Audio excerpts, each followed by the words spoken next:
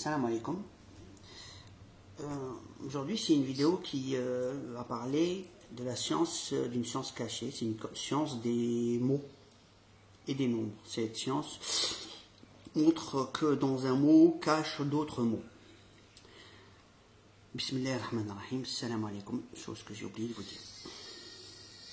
Alors, un des noms d'Allah, c'est Al-Jabbar. Là.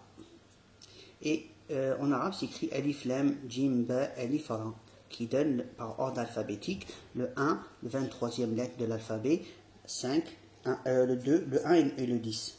Ce qui donne 1, 23, 5, 21 et 10. Donc 2, voilà. Un autre mot, qui est le mot le Coran. En arabe, c'est écrit Al-Qur'an. Donc par ordre alphabétique toujours. Donc 1, 23, 21, 10, 1, 25. L'objectif, c'est de montrer une correspondance entre les deux nombres qu'il y a là. Voilà. Et on va voir comment.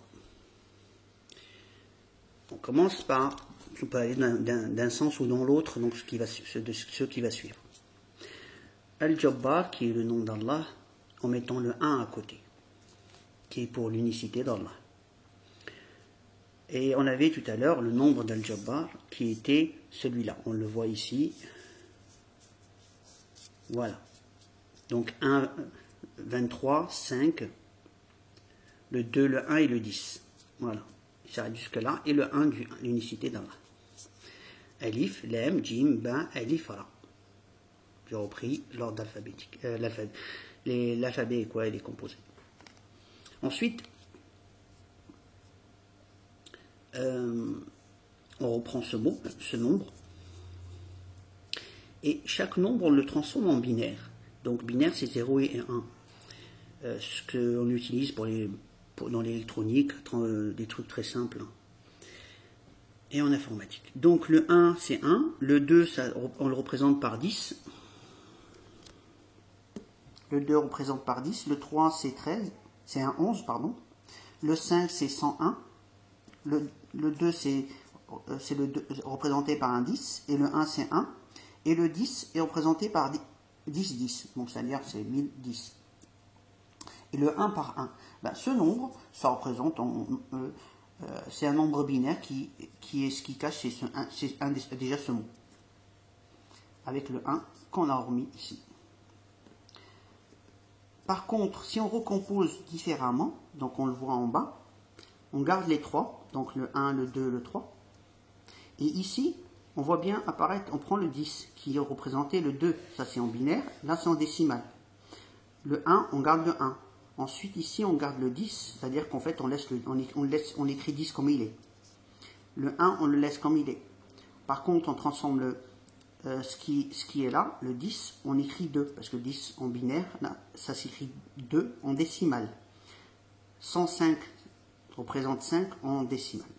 D'où on a un nouveau nombre qui est différent de celui-là, parce qu'on a recomposé différemment. Or, ce nombre cache un autre mot, parce que c'est d'autres alphabets. Donc le 1, le 23 qui est là, le 21 qui est la lettre Qaf, le 10 qui est Ra, le 1 c'est Alif, et 25 qui est Noun. Et ce qu'on retrouve, c'est Al-Qur'an, donc qui est le Coran en français. Donc on voit bien ici, c'est qu'on démarre de Al-Jabbar et le chiffre 1, on retrouve Al-Qur'an. Donc Al-Jabbar qui est l'unicité, qui est le nom d'Allah suivi de l'unicité d'Allah, et le mot Coran. On aurait pu faire dans l'autre sens, ça revient au même.